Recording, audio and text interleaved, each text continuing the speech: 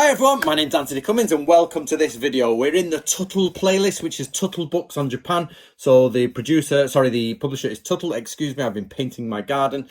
And this is Etiquette Guide to Japan. Know the rules that make the difference by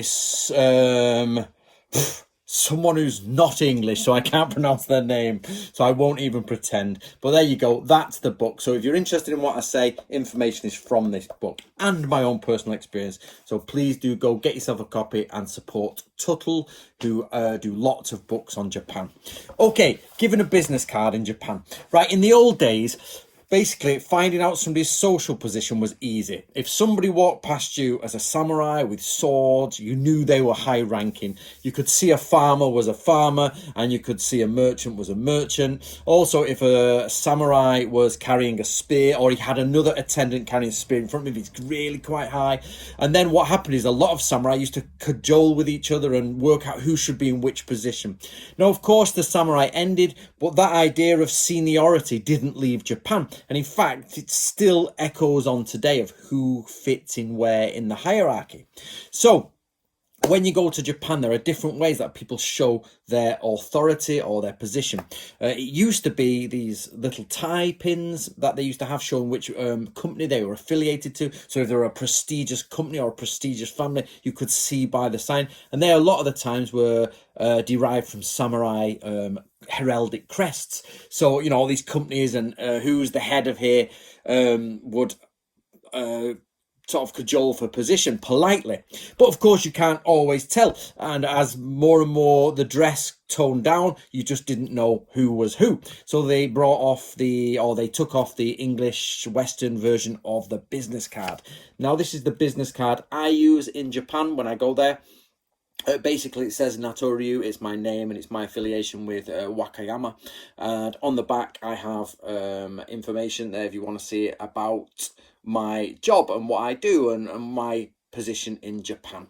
So what you should do is when you go to Japan, it's dead funny. Everybody gets their wallets out, like gets a stack of cards out and starts dishing them out. Now, you'd never ever dish them out like this. If you're at a table, don't slide them out. Don't do anything like that.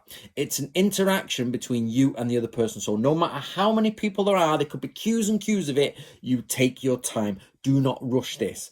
It's rude to do so. So what you do is you take the information side. Sometimes you get English on one side, Japanese on the other. So if you're facing an English person or an English speaking person, you give them the English side. If you're facing the Japanese person, you give them the Japanese side. Obviously, in this case, it's both of mine are on this side. So I give them who I am first. I turn it to them so they can see it, and I hold it in two hands.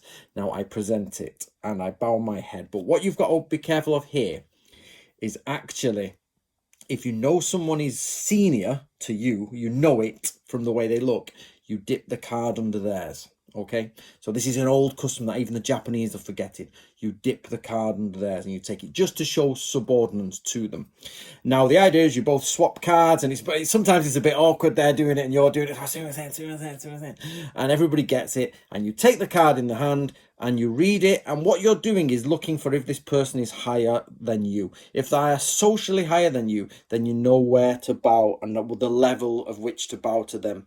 And you take a moment to read it. Then you sort of like look at it, you look at them, you bow, you make your introductions, you chat, and you don't just throw it away. You give it a nice little look again, and okay. Then you carefully get your wallet and you carefully slip it in, and thank you very much. And you show that you've got respect for that person. And it takes a minute or two to go through this little ceremony. And you do it with the next person, and the next person, and the next person. And I've been there, and you pull these cards. I've got stacks of these cards from people I don't even remember.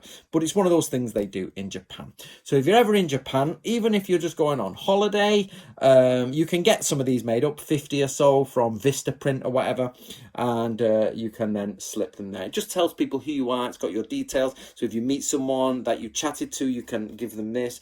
Don't go around just giving everyone. You don't give it to strangers. If you're involved in an introduction, if you're involved in some sort of communication with someone, and it's not just, hi, where's the supermarket? Or, hi, I need to find the public toilets. You don't like, where's the toilet? Here, let's swap business cards. You don't do that. You literally, for somebody that you've engaged with for some reason beyond a casual question, you will use one of these. So I hope that helps, guys. Do support Books on Japan and do support Tuttle. There you go. So this is the etiquette guide to Japan. Know the rules that make the difference. There it is. Give it a go, and remember, support Tuttle. This is actually in a playlist which is called Tuttle Books on Japan. So my name is Anthony Cummins. If you enjoy things about Japan and want to know more about Japan, simply subscribe to this channel and keep up to date.